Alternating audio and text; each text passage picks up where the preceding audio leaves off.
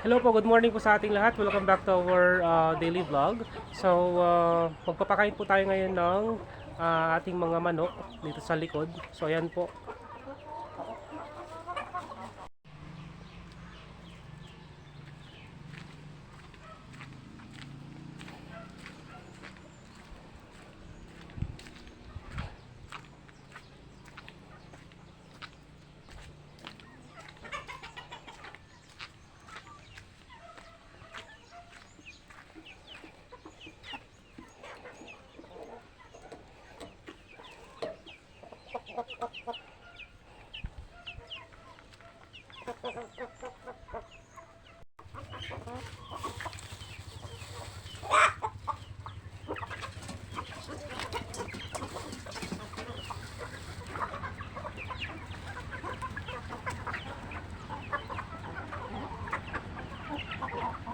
So ayan.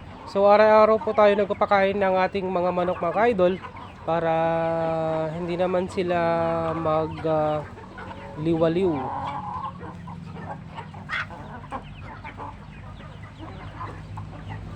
Ayan. So pinapakain natin ng mga dahon-dahon at syempre kailangan ding lagyan ng feeds yung kinakain nila kasi may mga nutrients din na kailangan na wala doon sa mga dahon-dahon or sa mga dahon ng mga vegetables na pinapakain po natin. So kailangan talaga rin na pakainin sila ng feeds mga ka-idol.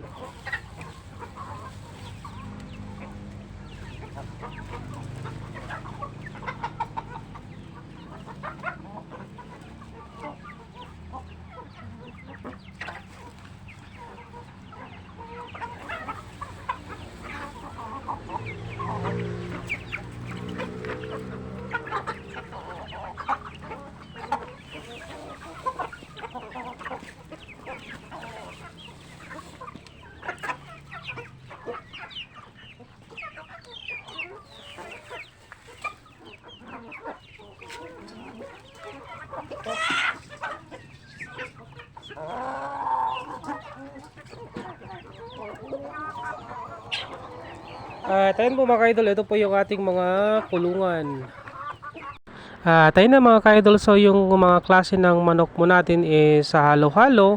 Meron pong Brahma chicken, Chinese silky, US silky.